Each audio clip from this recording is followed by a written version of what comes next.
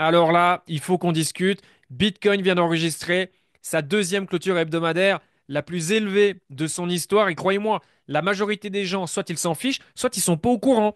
En plus, en parallèle, très bonne nouvelle. Enfin, on peut dire, Ethereum se réveille, montre des choses super intéressantes. On va voir ça dans quelques instants. Et que vous avez de l'Ether ou pas dans votre portfolio, c'est pas le sujet. Ethereum, c'est super important jusqu'à preuve du contraire pour les altcoins. Mais ici, on va démarrer avec le Bitcoin. 104 000 dollars, cette clôture. Magnifique. Pour remettre un petit peu de contexte, on avait clôturé ici, au-dessus de notre bull market support band.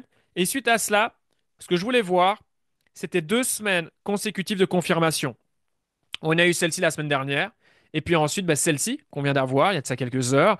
Et donc, je voulais, si possible, hein, des fois, on a tendance à être gourmand avec Bitcoin quand il montre des choses encourageantes, c'était de clôturer au-dessus des 96,5, à savoir le niveau où nous étions avant cette histoire de tarif. Bon, vous l'avez vu, on a même défoncé notre target numéro 2, 99,5. C'est devenu anecdotique puisque Bitcoin a clôturé au-dessus des 100K et même à 104K, faisant de cette clôture la deuxième plus élevée de son histoire.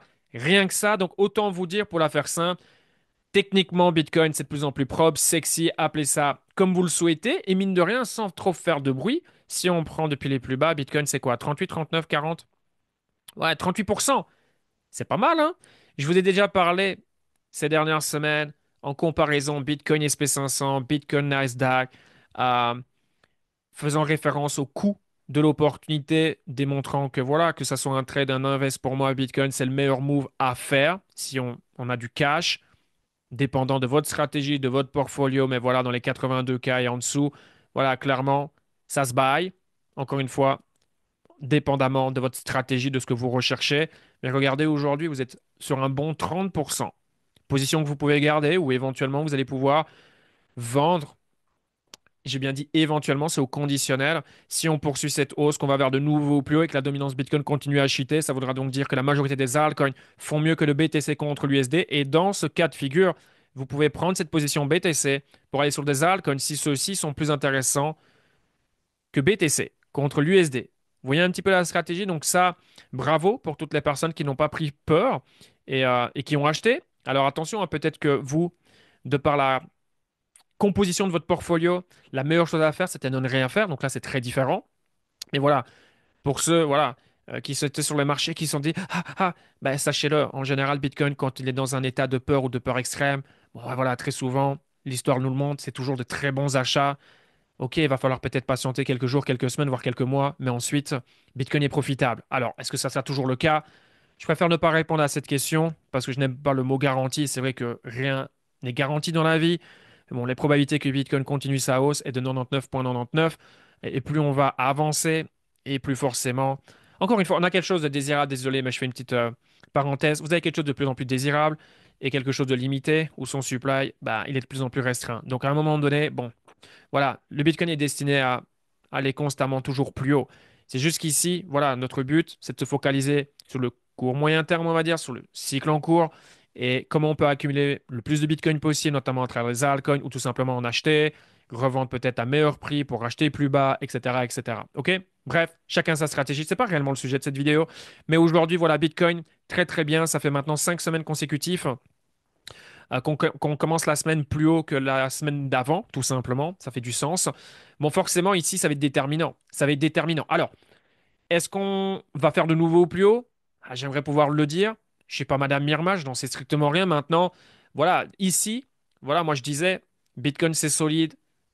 Bitcoin, pour moi, le scénario le plus probable, c'est aller faire de nouveau au plus haut et probablement plus vite que ce que la majorité des gens peuvent s'attendre. Alors, c'est absolument pas fait, hein, attention, à pas tirer de conclusion. Mais là, on s'en approche. On s'en approche. On est à quoi? 4-5%? Quelque chose comme ça. Et ce qui pourrait influencer le cours du Bitcoin des marchés au sens large, c'est ceci, hein.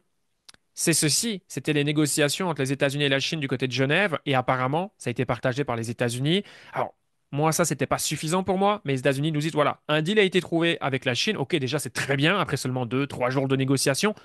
Waouh! Mais surtout, ce que je voulais voir, moi, c'est la Chine. Je voulais voir la Chine communiquer. Parce que Donald Trump ou la Chine, c'est pas la même chose en termes de communication. On sait que Trump, ça, puis le lendemain, c'est complètement différent. La Chine, c'est pas comme ça. Si la Chine communique, ok, la Chine communique. Donc là, dans quelques heures, ce lundi, ben voilà, on va savoir quels sont les détails de ce deal. En tout cas, c'est très encourageant. On peut le voir, les futurs des marchés US, boum, vert. J'ai regardé avant que les marchés n'ouvrent, Tesla, il est déjà à plus 5, Nike à plus 4, AMD plus 4. Enfin bref, ça, c'est les stocks voilà, qui m'intéressent ou que je peux avoir dans mon portfolio. Euh, donc voilà, le marché est en train de pricer la news qui va arriver dans les prochaines heures. Donc ça, forcément, très positif, puisque c'est ce qui paralyse un petit peu les marchés. C'est ce qui a mis énormément de nervosité, de peur, blablabla, bla. Et c'est ce qui fait que, voilà, un Bitcoin était venu ici, le SP500 Nasdaq, souvenez-vous. Voilà, hein, on avait rebondi sur des niveaux importants. ATH de 2021, bonne reprise. Mais regardez, SP500 toujours en dessous de notre bull market support band.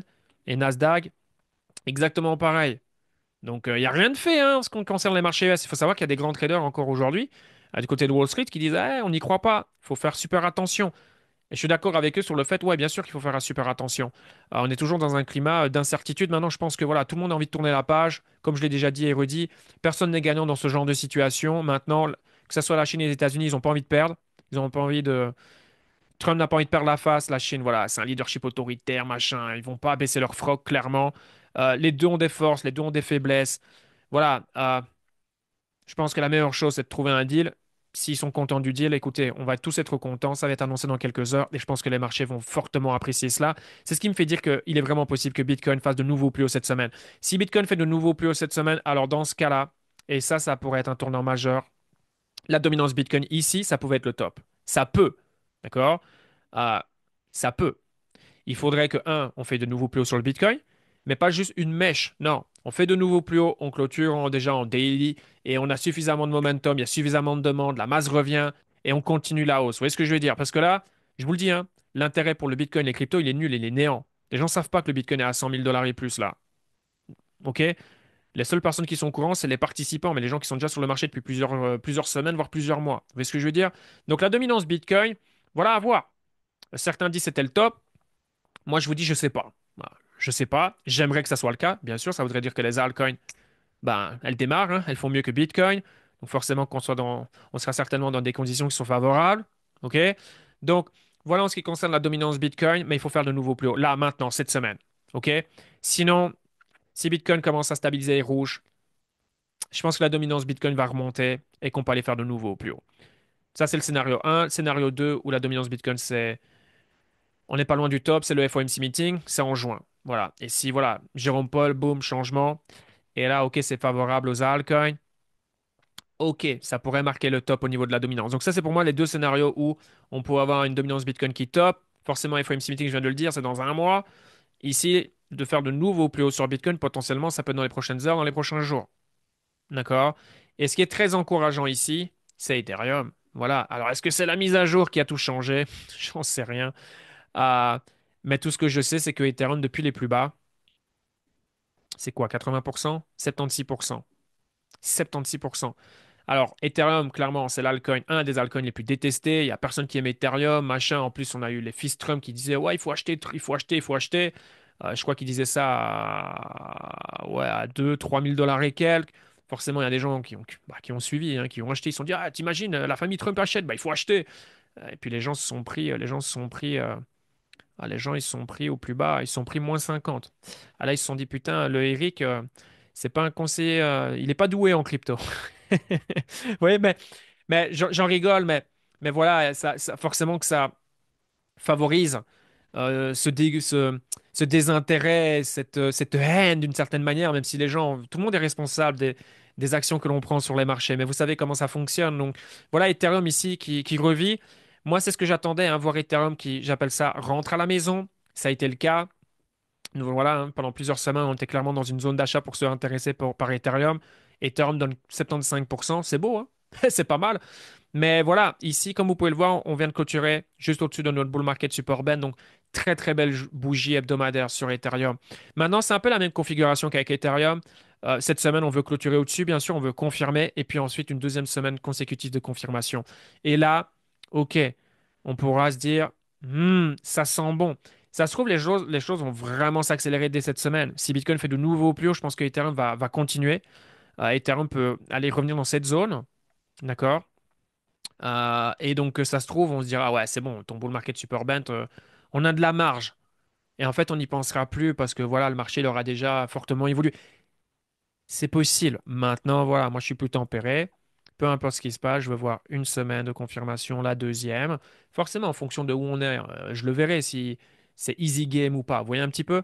Donc voilà, Ethereum ici, c'est très très très très bien. Sans parler de Solana, de Sui. Bon, pour moi, Solana, Sui, c'est encore plus intéressant qu'Ethereum, mais c'est pas la question ici. On veut une Alken Season. D'accord? Et pour ça, on a besoin d'un Ethereum qui fasse quelque chose. Et il est encore loin de ses nouveaux plus hauts, hein. Quand on a un Bitcoin qui est à 4-5%, Ethereum, c'est notre histoire. Non, 94%. Il y a du taf, hein. Alors, la crypto, moi, ça fait 8 ans que je suis là. Combien de fois j'ai pas vu des choses, quand on s'y attend le moins, le truc, il se produit. Et Bitcoin a souvent tendance à faire payer les gens qui le tradent. Bon, ça, c'est un autre sujet. Mais voilà, combien de fois on a des surprises. Et ça dans les deux sens.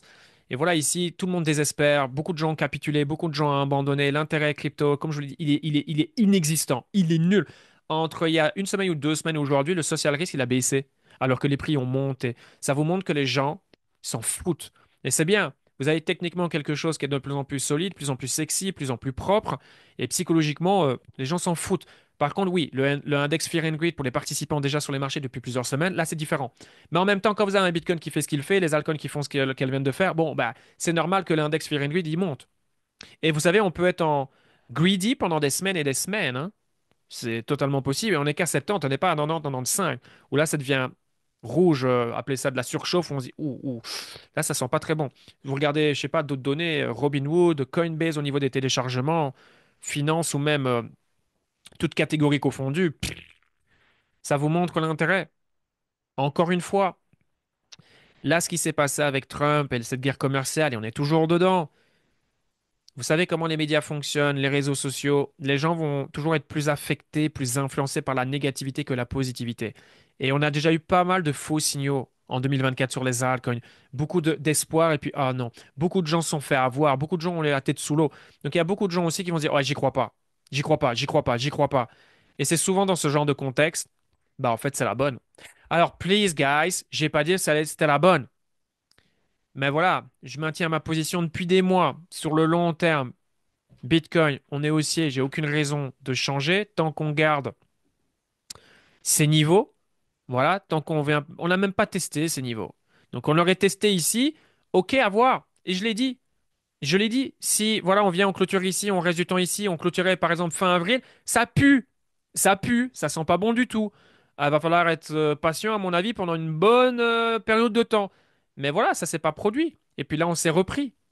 Et c'est là où je montrais la comparaison Bitcoin, Nasdaq, SP500 pour montrer encore une fois la solidité, la maturité de BTC. Dans ce genre de climat, il y a de ça quelques années en arrière, croyez-moi, l'histoire elle aurait été complètement différente. Plus on avance, plus les gens qui ont Bitcoin savent ce qu'ils ont entre leurs mains. Et quand vous voyez que Bitcoin c'est le cheval gagnant de votre portfolio, vous faites très attention avec celui-ci. Vous vous posez 3 fois la question si vous avez envie de vendre. Et il y a de plus en plus de gens qui pensent comme ça. Et on voit les institutionnels qui accumulent, qui accumulent, qui accumulent, qui accumulent, qui accumulent, qui accumulent, pendant que le retail est là en mode, oh ok, oh c'est cher. Ça veut rien dire, c'est cher. Ça veut quoi? Ça veut dire quoi, c'est cher? Non, c'est pas comme ça que ça fonctionne, c'est la valeur. D'ailleurs, Bitcoin, comme vous pouvez le voir par rapport à sa valeur, Bitcoin n'est absolument pas surévalué. Absolument pas. Comme vous pouvez le voir ici. Alors, certes, c'est en jaune. Pourrait mieux faire au niveau des couleurs, je vous l'accorde.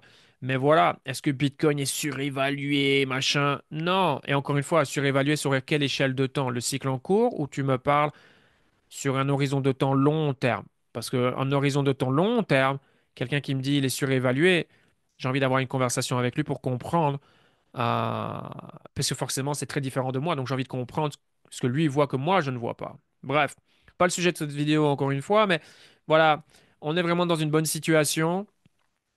Voilà, je reste prudent, vigilant quand même, même si là dans quelques heures on risque d'avoir une très bonne nouvelle. Du côté États-Unis, Chine, on verra comment les marchés vont réagir. On voit une anticipation du côté des marchés US. Si c'est confirmé, ça va être vert. Bitcoin devrait continuer à run selon moi. Ethereum, les altcoins. Et donc, ça s'annonce plutôt bon, les amis. Du coup, est-ce qu'on va connaître un été magnifique? Alors que généralement, l'été, c'est plutôt calme, voire, oh, il faut Il faut partir, c'est aussi c'est un autre aspect. Céline May, go away, ben, peut-être que justement cette fois-ci ça va être tout l'inverse. Maintenant, attention, on peut avoir des périodes très courtes, très impulsifs, ça monte fort, vite, mais ça dure 2 semaines. Ça peut arriver. Ou alors, ça va aller crescendo. On peut totalement faire une montée et revenir ici, hein. Oh oui, et là, les gens, ouh, là, ça va faire mal, hein. Les gens vont repasser bearish à une vitesse, les amis, vous n'avez même pas idée. Donc voilà, il faut penser à tout ça. En tant qu'investisseur basé sur votre portfolio, vous devez penser aux différents scénarios possibles et même au scénario où on fait tu vois, on zoome out, une plus grande échelle, un high ou low et Bitcoin vient, s'essouffle, boum, et on revient ici. Scénario le moins probable, mais ayez toujours ce scénario en tête parce que s'il se produit pour une raison X, Y, Z, vous allez être en difficulté plus que probablement. Et là, ça devient compliqué et c'est vraiment très, très, très, très désagréable. Donc voilà, être gourmand ici, ça sert strictement à rien. Se précipiter, ça sert strictement à rien. En revanche, voilà, il y a des raisons d'être bullish et de voir ça d'un bon œil, comme on dit sur ce. Passez une excellente semaine. Si vous aimez cette vidéo, n'hésitez pas à mettre un like, ça fait toujours plaisir. Et puis, si vous voulez des informations beaucoup plus rapidement en temps réel, crypto, bourse, mon canal Telegram gratuit est disponible en description. Sur ce, on se voit pour de prochaines vidéos. Ciao, ciao.